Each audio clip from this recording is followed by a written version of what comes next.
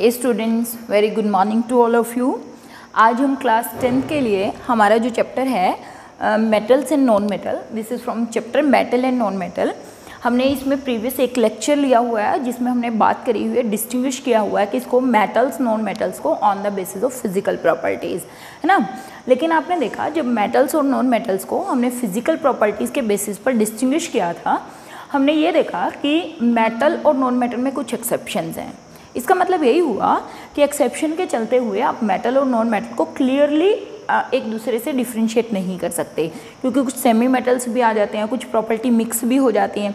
तो that is why due to these exceptions it is difficult to classify metals and non metal. So let we classify metals and non-metals on the basis of their chemical properties. In this lecture we are going to discuss about the chemical properties of metal and non-metal, or most probably we are going to talk about chemical properties of metal. And first we are trying to distinguish metal and non-metal from each other on the basis of their chemical properties. And for this let we do an activity. देखिए हमें ये बात पहले भी पढ़ी है कि metal जो है वो एयर के साथ रिएक्शन करके या ऑक्सीजन के साथ रिएक्शन करके किस चीज़ की फॉर्मेशन करते हैं, फॉर्मेशन ऑफ मेटल ऑक्साइड की करते हैं, ठीक है ना। There is formation of metal oxide take place and we have already discuss this thing. These metal oxides can be acidic, these metal air के साथ रिएक्शन करके क्या बनाते हैं, दे फॉर्म मेटल ऑक्साइड, ठीक है। और जो मेटल ऑक्साइड्स होते हैं they are basic in nature, और जो नॉन मेटल के ऑक्साइड्स होते हैं they are acidic in nature. तो इसी के बेसिस पर हम एक एक्टिविटी करेंगे, non metal plus air form non metal oxide. और ये जो ऑक्साइड्स होते हैं, नॉन मेटल ऑक्साइड जो होते हैं बेसिकली एसिडिक होते हैं, और जो मेटल ऑक्साइड्स होते हैं वो कैसे होते हैं, बेसिक होते हैं, ठीक है। तो let we perform an activity. क्या किया बेटा, फर्स्ट एक मैग्नीशियम रिबन लिया। अगर मैग्नीशियम रिबन क्लीन नहीं है, हम ऑलरेडी कर चुके हैं, उसको क्लीन कीजिए, रब कीजिए सैंड पेपर के साथ, एंड देन फाइनली उसकी रिएक्शन करवा दीजिए एयर के साथ। तो हमें मालूम है कि इस चीज़ की फॉर्मेशन होगी, मैग्नीशियम ऑक्साइड की फॉर्मेशन होगी। देखिए आप एक पेपर लेंगे, अगर आप उसको हीट करेंगे, जब आप उसको हीट करेंगे तो यहाँ से ऐश जो निकलेगी बेटा, उस ऐश को हम क्या करेंगे, एक कंटेनर में यहाँ पर कलेक्ट कर लेंगे, ठीक है। इस पेपर को बर्न करने से जो ऐश निकलेगी उसको एक कंटेनर में, एक चाइना डिश में कलेक्ट कर लेंगे। दैट इज़ इसकी जो ऐश बनेगी मैग्नीशियम ऑक्साइड की, वाइट कलर की ऐश बनती है, और magnesium ribbon white dazzling flame के साथ बर्न करता है। और अगर हम अब क्या करें, ये जो हमने एक कंटेनर लिया है जिसमें हमने MgO की ऐश इकट्ठा की है, उसके अंदर हमने क्या कर दिया, we add water to it. यहाँ पर क्या था, MgO। तो ये देखा गया कि magnesium oxide it react with water and lead to formation of magnesium hydroxide. यहाँ पर इन दोनों के मिलाने से किस चीज़ की फॉर्मेशन हुई, मैग्नीशियम हाइड्रोक्साइड की फॉर्मेशन हुई। और बच्चे ये जो मैग्नीशियम हाइड्रोक्साइड है इसको फिर लिटमस पेपर से टेस्ट किया गया, मतलब ब्लू लिटमस और रेड लिटमस, और फाइनली ये पाया गया, हमें मालूम है एसिड तो क्या करते हैं, they turn blue litmus to red, और बेस क्या करते हैं, they turn red litmus to blue. तो यहाँ पर क्या हुआ, red litmus turns blue, red litmus blue हो गया।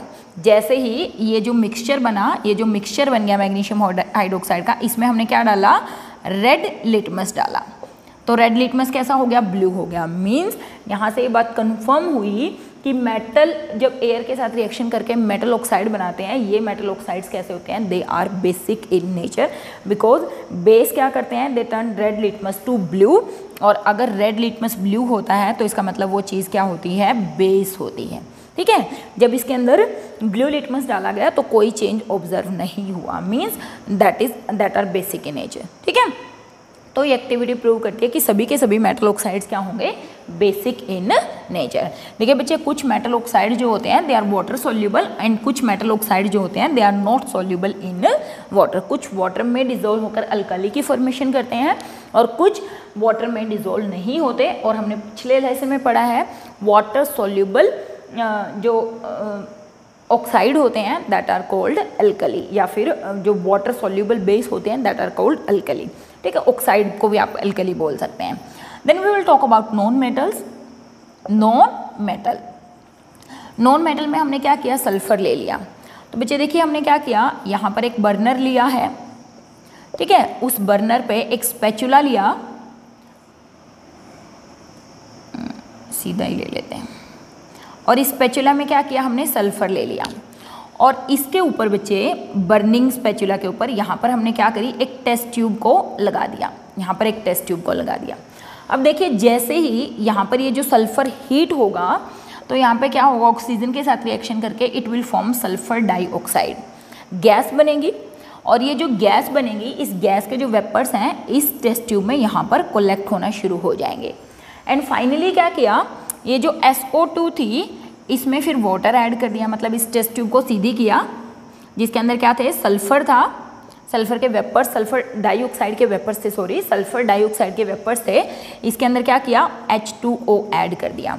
जब इसके अंदर H2 ऐड किया, formation of H2SO3 sulphurous acid take place, और जब इस सल्फ्यूरिक एसिड का, सल्फ्यूरस एसिड का हमने लिटमस टेस्ट किया तो ये पाया कि ये क्या करता है, it turns blue litmus to red, blue litmus to red litmus, means इसने ब्लू लिटमस को रेड लिटमस में चेंज कर दिया। और जो चीज़ ब्लू लिटमस को रेड में चेंज करती है वो क्या होती है, एसिडिक होती है। That is why we can say non metal oxides are acidic in nature while metal oxides are basic in nature. ठीक है, यहाँ पे आप एक बात और देख सकते हैं क्या, कि जरूरी नहीं है कि सभी के सभी ऑक्साइड्स क्या हो, एसिडिक हो, बेसिक हो या न्यूट्रल हो, एसिडिक हो या बेसिक हो, कुछ ऐसे भी ऑक्साइड्स होते हैं जो कि न्यूट्रल होते हैं। For example carbon monoxide, nitrogen monoxide and water, ये तीनों के तीनों न्यूट्रल ऑक्साइड्स हैं। These are neutral oxide, means ना ये एसिड की तरह बिहेव करते ना ही ये बेस की तरह बिहेव करते। They do not behave like acid and as well as like base. ना एसिड है ना बेस है, तो ऐसे ऑक्साइड्स को क्या बोलते हैं, they are called neutral oxides. ठीक है, तो एक तो हुए एसिडिक ऑक्साइड, एक हुए बेसिक ऑक्साइड, एक हुए न्यूट्रल ऑक्साइड, एक और ऑक्साइड की बात मैं यहीं पर करने वाली हूँ, दैट इज एम्फोटेरिक ऑक्साइड। इतनी बात आपको होप, क्योंकि मैं पहले भी करवा चुकी हूँ, जस्ट रिविजन पार्ट है एक प्रकार से, क्योंकि काफ़ी टाइम के बाद हम वापस शुरू कर रहे हैं। सल्फर जो कि नॉन मेटल है उसके ऑक्साइड्स होते हैं एसिडिक, जो कि नॉन मेटल होंगे उन सब के ऑक्साइड एसिडिक होंगे। कुछ के देखो मैंने यहाँ पे लिखा भी हुआ है, कुछ के न्यूट्रल भी हैं, और जो मेटल्स होंगे उनके ऑक्साइड कैसे होंगे, बेसिक होंगे। तो दो तरीके के ऑक्साइड की हमने बात करी, और तीसरे बात करी कि न्यूट्रल। एक तरीके के और ऑक्साइड्स होते हैं which are called amphoteric oxides. Amphoteric oxides means ऐसे oxides those behave like both acid as well as base.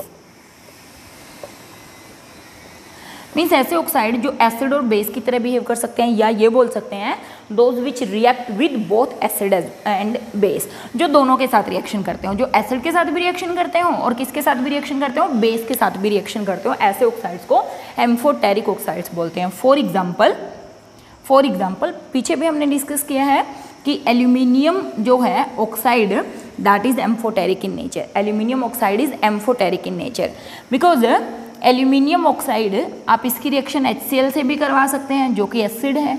मैंने कहा इसको हम ये भी लिख सकते हैं those which react with those oxide which react with both acid as well as with base. देखिए एल्यूमिनियम ऑक्साइड की रिएक्शन करवाइए इसके साथ, तो यहाँ से बनेगा बेटा एल्यूमिनियम का क्लोराइड, और साथ में क्या निकल जाएगी, हाइड्रोजन गैस, सॉरी वाटर। साथ में क्या निकल जाएगा, वाटर। एल्यूमिनियम क्लोराइड और यहाँ पे हाइड्रोजन और ऑक्सीजन बचा हुआ था, तो क्या बन गया, वाटर। तो किसके साथ रिएक्शन करी, एसिड के साथ। लेकिन सिमिलरली एल्यूमिनियम ऑक्साइड की रिएक्शन जब बेस के साथ करवाई गई तो ये देखा गया कि ये बेस के साथ भी रिएक्शन करता है और क्या बनाता है, NaAlO2 plus H2O, sodium Meta aluminate या सोडियम एल्यूमिनेट। ठीक है, तो मीन्स अब ये क्या कर रहा है, बेस की तरह। मीन्स अगर ये सिर्फ एसिड के तरह बिहेव करता है मैं कह देती बेसिक है, अगर ये सिर्फ बेस के साथ रिएक्शन करता मैं कह देती एसिडिक है। बट ये तो एसिड के साथ भी रिएक्शन कर रहा है, बेस के साथ भी रिएक्शन कर रहा है. Such type of oxides which react with both acid as well as with base या those behave like acid as well as base are called amphoteric oxides. For example, aluminium oxide and zinc oxides are amphoteric oxides. Zinc भी यहाँ से क्या करेगा, zinc chloride और sodium zincate की formation करेगा. तो ऐसे ऑक्साइड्स को क्या बोलते हैं, एम्फोटेरिक ऑक्साइड्स बोलते हैं. ठीक है, तो ये हो गई क्या, chemical properties. Reaction with oxygen के साथ रिएक्शन करके किस किस तरीके के ऑक्साइड बनाते हैं और उनकी नेचर क्या हो सकती है. Now let me move further on the chemical properties, that is reaction of metal with air. वैसे कुछ कुछ तो हमने डिस्कस कर ही दिया, लेकिन यहाँ पे एक पर्टिकुलर टॉपिक मैंने लिया था कि जो ऑक्साइड्स हैं उनकी नेचर कैसी होगी. Now we are going to discuss about the chemical properties of metals. Chemical properties of metals. Metals की केमिकल प्रॉपर्टीज़ क्या होती हैं बच्चे. इसको करने से पहले शुरू मैं आपको एक बात बताना चाहती हूँ कि जो मेटल्स होते हैं they are electropositive in nature. Electropositive in nature. देखिए इसका मीनिंग क्या है, electropositive in nature means metals की टेंडेंसी होती है कि वो अपना इलेक्ट्रॉन लूज करके अपने ऊपर पॉजिटिव चार्ज गेन कर लेते हैं. क्या होती है मेटल की टेंडेंसी कि वो अपना एक इलेक्ट्रॉन लूज करके अपने ऊपर क्या ले सकते हैं, they can attain positive charge. जैसे मैं अगर बात करूं सोडियम की, आप सब फेमिलियर हैं, क्लास 9th में हमने इलेक्ट्रॉनिक कॉन्फ़िगरेशन किया है सोडियम का 281. मीन्स सोडियम के वैलेंस शेल में 1 इलेक्ट्रॉन है और सोडियम आसानी से इस 1 इलेक्ट्रॉन को लूज करके क्या कर सकता है, अपने ऊपर प्लस चार्ज ले सकता है. तो कोई भी स्पीसीज जब अपना इलेक्ट्रॉन लॉस करके अपने ऊपर प्लस चार्ज ले लेती है, that is called electropositive in nature. तो मेटल्स कैसे हैं, they are electropositive in nature. Magnesium है कॉन्फ़िगरेशन 282. तो मैग्नीशियम क्या करता है, it can lose its 2 electron easily and gain positive charge. और इलेक्ट्रॉन लूज क्यों करते हैं, ये बात आपको ध्यान होनी चाहिए. क्यों करते हैं, क्योंकि किसी भी स्पीसीज को, किसी भी मेटल को, किसी भी नॉन मेटल को स्टेबल होने के लिए क्या चाहिए, इलेक्ट्रॉनिक कॉन्फ़िगरेशन स्टेबल चाहिए. मतलब उसकी वैलेंस शेल में 8 इलेक्ट्रॉन होने चाहिए, है ना, ऑक्टेट उसका पूरा होना चाहिए. इसकी वैलेंस शेल में 1 इलेक्ट्रॉन है, या तो ये 7 इलेक्ट्रॉन कहीं से ले ले या अपना 1 इलेक्ट्रॉन किसी को दे दे. तो ये 1 इलेक्ट्रॉन अपना किसी को डोनेट कर देता है और अपने ऊपर प्लस चार्ज ले लेता है. क्यों, क्योंकि gain of 7 electron is impossible while loss of 1 electron is easy. तो it lose 1 electron and gain positive charge, hence it is electropositive. इसको स्टेबल होने के लिए 6 इलेक्ट्रॉन चाहिए ताकि वैलेंस शेल में कितने हो जाए, 8 हो जाए. हमने कहा मैक्सिमम 3 इलेक्ट्रॉन डोनेट किए जा सकते हैं, 3 इलेक्ट्रॉन लिए जा सकते हैं. 6 इलेक्ट्रॉन का डोनेशन इम्पॉसिबल है, ठीक है ना, या 6 इलेक्ट्रॉन लेना इम्पॉसिबल है. तो ये क्या करता है, it loses its 2 electron and attain positive charge, hence they are electropositive in nature. अगर आपको ये बात समझ में आ रही है तो बहुत बढ़िया, नहीं समझ में आ रही तो कमेंट सेक्शन में एक बार कमेंट कर देना, फिर हम इसको थोड़ा सा और डिस्कस करेंगे. बट मुझे लग रहा है कि ये बात आपको ध्यान आ गई होगी क्योंकि ये कंसेप्ट हम ऑलरेडी 9th क्लास में पढ़ते हैं कंप्लीट. तो that is why they are electropositive in nature. और इसी टेंडेंसी के कारण, क्योंकि ये अपना इलेक्ट्रॉन लॉस कर सकते हैं, that is why they are reactive in nature. ठीक है ना, hence due to means metals can lose electron and attain positive charge on it, hence they are electropositive or they are reactive in nature. They are reactive in nature. और उन्हीं reactions की हम बात यहाँ पर करने वाले हैं, उन्हीं रिएक्शंस की. इसीलिए हमने लिखा था यहाँ पर केमिकल प्रॉपर्टी या केमिकल रिएक्शंस ऑफ मेटल, किस तरीके से मेटल केमिकली रिएक्ट कर सकते हैं. समझ आ रही है बच्चे. इलेक्ट्रोपॉजिटिव का मीनिंग होता है पॉजिटिव चार्ज अटेन करना. पॉजिटिव चार्ज कब आता है, इलेक्ट्रॉन को लॉस करने से. और लॉस अगर कोई स्पीसीज इलेक्ट्रॉन कर रही है या फिर गेन कर रही है, इसका मतलब वो क्या है, रिएक्टिव है. नॉन मेटल्स गेन करते हैं, मेटल्स क्या करते हैं, इलेक्ट्रॉन को लॉस करते हैं. ठीक है, लूज करके अपने ऊपर पॉजिटिव चार्ज ले लेते हैं. तो फर्स्ट जो हम रिएक्शन डिस्कस करने वाले हैं, that is reaction of metals with air. With air, उसमें हम सबसे पहले जो केमिकल प्रॉपर्टी ले रहे हैं, that is reaction of metal with air. देखिए बच्चे, कोई भी मेटल है वो एयर के साथ रिएक्शन करके किस चीज़ की फॉर्मेशन करता है, फॉर्मेशन ऑफ मेटल ऑक्साइड, मैंने अभी अभी आपको बताया भी था। You can take any example, you can take magnesium, it burns in air form magnesium oxide. If we take sodium, it burns in air form sodium oxide. You will take potassium, potassium it burns with air form potassium oxide, है ना, and many more. तो इस तरीके से बहुत सारे type के oxide बनते हैं. हालांकि सभी ऑक्साइड्स एक जैसे नहीं होते, वो लेटर ऑन आप क्लास 11th में पढ़ते हो, नॉर्मल ऑक्साइड, सुपर ऑक्साइड्स, पर ऑक्साइड्स, लेकिन उनकी बात अभी हम नहीं करने वाले हैं. तो यहाँ पर किस चीज़ की फॉर्मेशन हो गई? Formation of metal oxides takes place. लेकिन सभी के सभी मेटल एयर के साथ इक्वली रिएक्ट नहीं करते हैं, मीन्स सबकी रिएक्शन सेम नहीं होती है. देखिए पहला, some metals react vigorously with air. For example sodium and potassium. Sodium and potassium इतने विग्रस रिएक्शन है कि अगर आप सोडियम को ओपन में रख देंगे तो सोडियम आग पकड़ लेता है, मतलब जलना शुरू कर देता है. इसलिए sodium and potassium are kept immersed in kerosene oil. Kerosene oil, इनको केरोसिन ऑयल में रखा जाता है. कुछ मेटल्स ऐसे हैं जो विग्रसली रिएक्शन नहीं करते, जैसे मैग्नीशियम है, जलता नहीं है, बहुत विग्रस रिएक्शन नहीं करता, बट रिएक्शन करता है. एयर में इसकी सरफेस के ऊपर क्या हो जाती है? मैग्नीशियम ऑक्साइड की लेयर डिपॉजिट हो जाती है. Similarly if we talk about aluminium, aluminium air के साथ रिएक्शन करके किस चीज़ की फॉर्मेशन करता है? एल्यूमिनियम ऑक्साइड की फॉर्मेशन कर लेता है. ये रिएक्शन विग्रस नहीं है. एल्यूमिनियम की लेयर पर यहाँ पर एक बड़ा अच्छा क्वेश्चन बनता है, अभी डिस्कस करेंगे. For example we talk about iron. Iron भी बहुत ज़्यादा विग्रस रिएक्शन नहीं करता है, मीन्स अगर आप आयरन को बर्न करेंगे तो जाकर ये क्या करता है? रिएक्शन करता है. सिमिलरली एल्यूमिनियम कुछ लेयर तो डिपॉजिट हो जाती है, लेकिन बाकी विग्रस अगर रिएक्शन करवानी है, फास्ट करवानी है, तो हमें इसको हीट करना पड़ता है. इसका मतलब ये हुआ, इफ वी टॉक अबाउट किसके बारे में बात करें? प्लेटिनम है, गोल्ड है, ठीक है ना, सिल्वर है. गोल्ड का सिंबल होता है Ag, गोल्ड का सिंबल होता है Au और सिल्वर का सिंबल होता है Ag. ठीक है ना, गोल्ड Au और सिल्वर क्या होता है? Ag. अगर हम इनकी बात करें, ये एयर से रिएक्शन नहीं करते. Do not react with air, means ये कैसे हुए? ये अनरिएक्टिव मेटल्स हुए, नोबल मेटल हुए. कैसे मेटल्स हुए? These are called noble metals. Noble metal मतलब जो रिएक्शन नहीं करते हैं. Gold, platinum and silver do not react with air. Oxygen के साथ रिएक्शन नहीं करते. लेकिन आप कहेंगे कि सिल्वर तो काला हो जाता है, लेकिन सिल्वर जो रिएक्शन करता है वो सल्फर के साथ रिएक्शन करता है और SO2 के साथ रिएक्शन करके Ag2S सिल्वर सल्फाइड की ब्लैक लेयर डिपॉजिट कर लेता है, लेकिन ऑक्सीजन के साथ. इसका मतलब ये हुआ कि on the basis of reaction with air हम मेटल्स को डिस्टिंग्विश कर सकते हैं कि कौन कितना ज़्यादा रिएक्टिव है, कौन कितनी ज़्यादा फास्ट रिएक्शन करेगी. तो हमने कहा कुछ मेटल बहुत ज़्यादा रिएक्टिव होते हैं, कुछ लेस रिएक्टिव होते हैं, बिल्कुल कुछ रिएक्शन ही नहीं करते. तो ये विग्रेसली रिएक्शन करते हैं, ये स्लो रिएक्शन करते हैं, ये उससे भी स्लो करते हैं, और ये वाले मेटल्स क्या नहीं करते? रिएक्शन शो करते ही नहीं. ठीक है.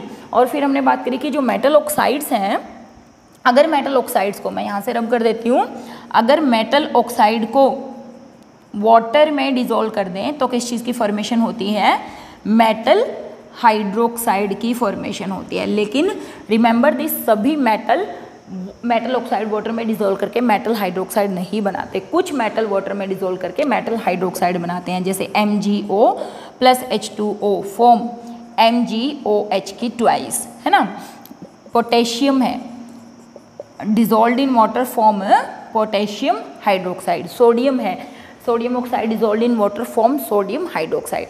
तो ये प्रॉपर्टीज़ भी हो गई किसकी? मेटल ऑक्साइड्स की, कि मेटल ऑक्साइड्स वाटर में डिजोल्व करके मेटल हाइड्रोक्साइड बनाते हैं, लेकिन सभी नहीं बनाते. जैसे एल्यूमिनियम और इसको अगर मैं रिएक्शन करवाऊँ तो ये वाटर में आसानी से डिजोल्व नहीं होते हैं. ठीक है. Let we discuss one more important question कि एल्यूमिनियम एयर के साथ रिएक्शन करके एल्यूमिनियम ऑक्साइड बनाती है. ठीक है ना. एल्यूमिनियम एयर के साथ रिएक्शन करके क्या बनाती है? Thin layer of aluminium oxide. And this thin layer of aluminium oxide prevent further oxidation of aluminium. तो एक क्वेश्चन आता है कि एल्यूमिनियम कोरोड क्यों नहीं होता? एल्यूमिनियम एयर में कोरोड क्यों नहीं होता, जबकि वो रिएक्शन तो करता है. ठीक है ना. Aluminium get oxidized in air. A thin layer of aluminium oxide is formed on its surface.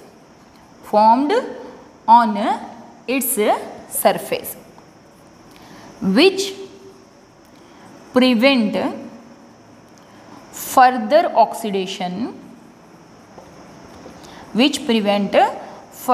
oxidation of aluminium. देखिए बच्चे, एल्यूमिनियम की लेयर पर एक थिन ऑक्साइड की लेयर डिपॉजिट हो जाती है जो इसके फर्दर ऑक्सीडेशन को रोकती है।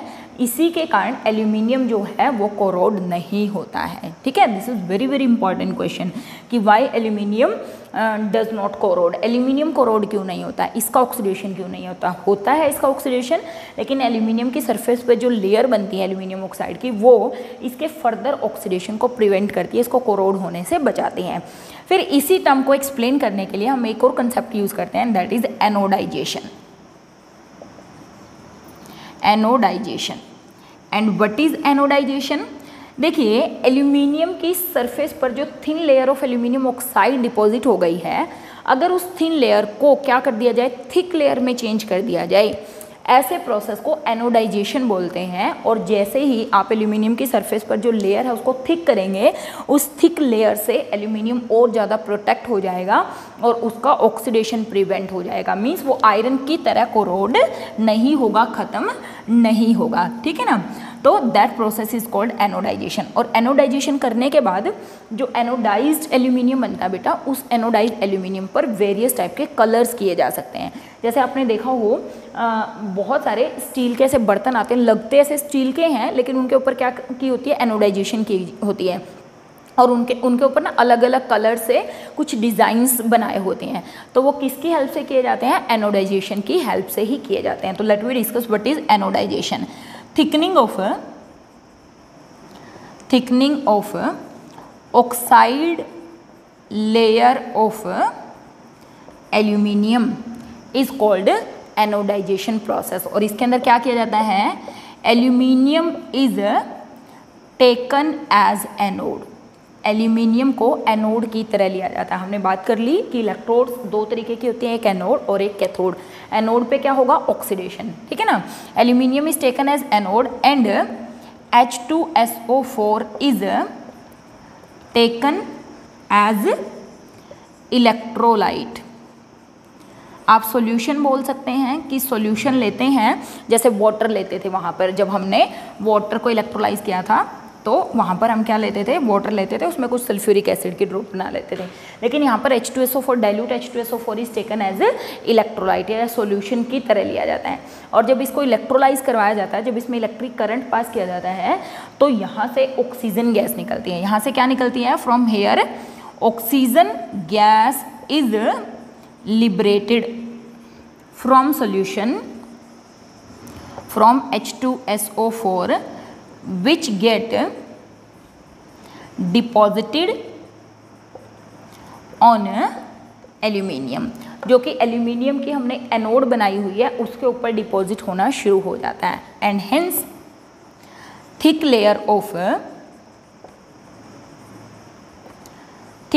Of aluminium oxide is formed on aluminium. ठीक है ना, विच कैन बी कलर्ड। ठीक है ना, जिसको वेरियस टाइप के कलर्स से इम्प्रेगनेटेड किया जा सकता है, मतलब उसको डिफरेंट टाइप के कलर्स में ढाला जा सकता है, ये बोल सकते हैं। तो that process is called anodisation. तो what is anodisation?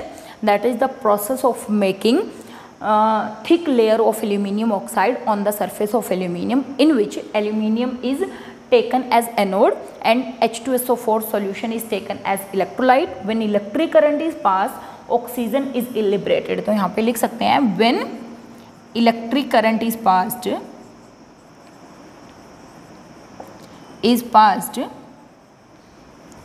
O2 gas is liberated from H2SO4 which gets deposited on aluminium and hence thick layer of aluminium oxide is formed which prevent it's further oxidation, जो उसके further oxidation को prevent करती है और इस layer को coloured भी किया जा सकता है and that process is called anodisation. तो यहाँ से ये पता चला कि सभी के सभी मेटल्स की रिएक्टिविटी सेम नहीं होती, कुछ विग्रस रिएक्शन करते हैं, कुछ स्लो रिएक्शन करते हैं, कुछ रिएक्शन करते ही नहीं है। तो इस तरीके से इस बेसिस पर मैं मेटल को अरेंज कर सकती हूँ, लेकिन ये अकेली ऐसी प्रॉपर्टी नहीं है जिसके बेसिस पर मैं मेटल को रिएक्टिविटी सीरीज में अरेंज कर सकती हूँ। तो let we discuss about next property, reaction of metal with water. Metal water के साथ कैसे रिएक्शन करते हैं।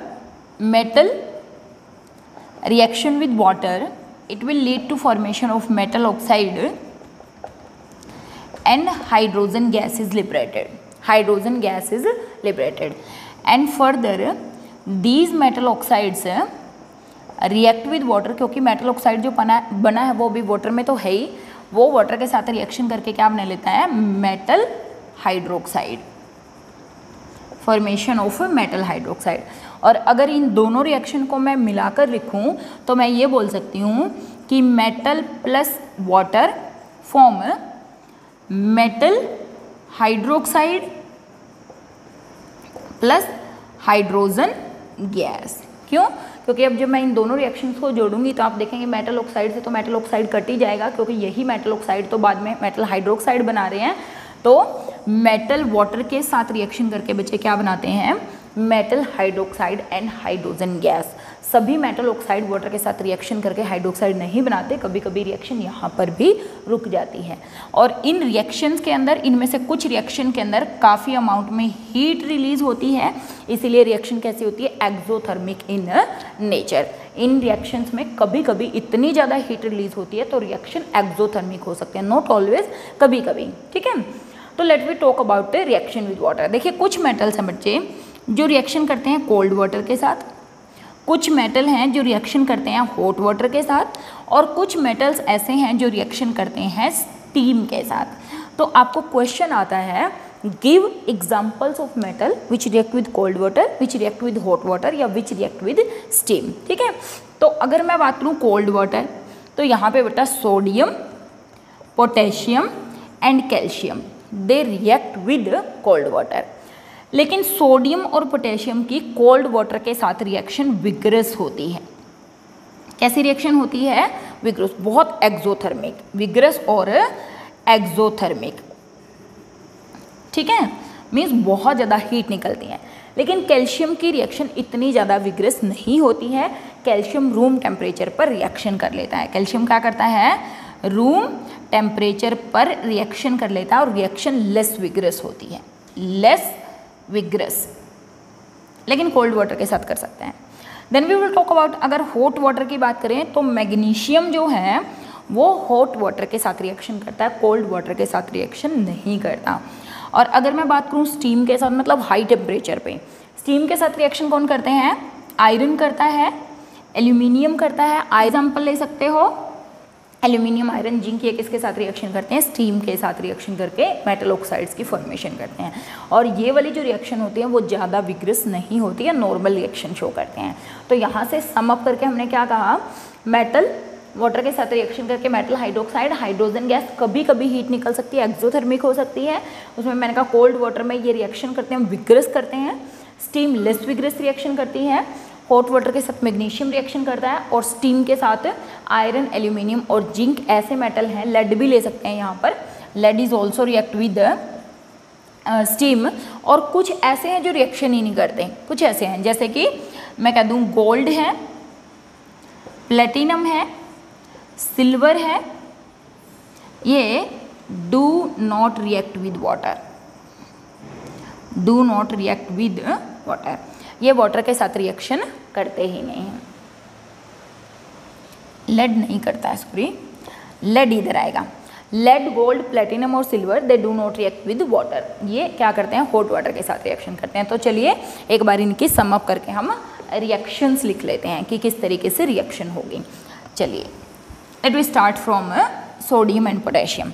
देखिए सोडियम की रिएक्शन अभी हम हाइड्रोजन वाटर के साथ करेंगे तो बच्चे पहले तो क्या बनेगा, sodium oxide and hydrogen gas liberate होगी, और ये जो सोडियम ऑक्साइड बनेगा बच्चे ये फर्दर वाटर के साथ रिएक्शन करके क्या बना लेगा, सोडियम हाइड्रोक्साइड और हाइड्रोजन गैस निकलेगी, plus huge amount of heat इस रिएक्शन से निकलती है। Mean this is very very vigorous reaction. और अगर मैं इसी रिएक्शन को वन स्टेप में लिखना चाहूँ तो मैं ऐसे भी लिख सकती हूँ, sodium plus water form sodium hydroxide and hydrogen gas plus heat. This reaction is highly exothermic reaction. ये रिएक्शन कैसी है, बहुत ज़्यादा एक्सोथर्मिक रिएक्शन है। और इससे होगा क्या बेटा, आई थिंक मैंने ये रिएक्शन आपको दिखाई भी हुई है लैब में, कि जब आप कंटेनर लिया उसमें वाटर लेकर इसमें सोडियम मेटल के छोटा सा पीस भी डालते हैं तो आप देखते हैं कि सोडियम क्या करता है, यहाँ पर सरफेस पर फ्लोट करना शुरू करता है, ऐसा नाचना शुरू कर देता है ना, डांसिंग स्टार्ट कर देता है सोडियम, किसके ऊपर, सरफेस ऑफ वाटर के ऊपर। ऐसा इसलिए होता है क्योंकि यहाँ से ये जो हाइड्रोजन गैस निकलती है, ये hydrogen gas stick to the surface of the sodium, sodium के सरफेस पर स्टिक हो जाती है, और जिसके कारण सोडियम क्या हो जाता है, जैसे सोडियम था, सोडियम की सरफेस पर हाइड्रोजन गैस बबल्स बना के इसके ऊपर स्टिक हो गई, जिसके कारण सोडियम क्या हो गया, लाइट हो गया और वो सरफेस पर फ्लोट करना शुरू हो गया। तो ये क्वेश्चन भी बनता है, वाई सोडियम और calcium start floating on the surface of water, on the surface of water. Sodium और calcium they start floating on the surface of water. ऐसा क्यों होता है, वाई दे स्टार्ट फ्लोटिंग, ऐसा इसलिए होता है because hydrogen gas evolve stick to the surface of metal and make it light and hence they float on surface, they float on surface।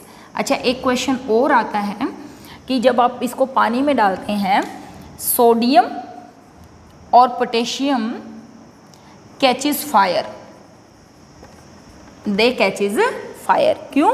क्योंकि जो हाइड्रोजन गैस होती है बच्चे वो कंबस्टिबल गैस होती हैं।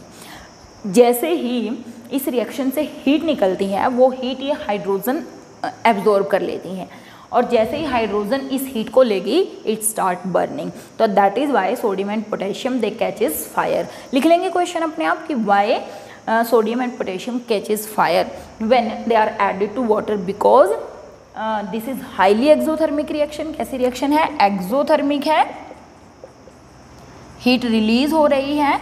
The heat released in this reaction is absorbed by या catch by hydrogen gas which is a combustible gas and hence hydrogen start burning। Hydrogen gas burn करना शुरू कर देती है, और जो कि सरफेस पर चिपकी हुई है किसके, सोडियम के, तो वो सोडियम की सरफेस पे ऐसे लग रहा है कि सोडियम आग पकड़ा हुआ है। तो बेसिकली तो सोडियम ही पकड़ रहा है, क्यों? क्योंकि रिएक्शन सोडियम के तभी हाइड्रोजन गैस निकली हुई है।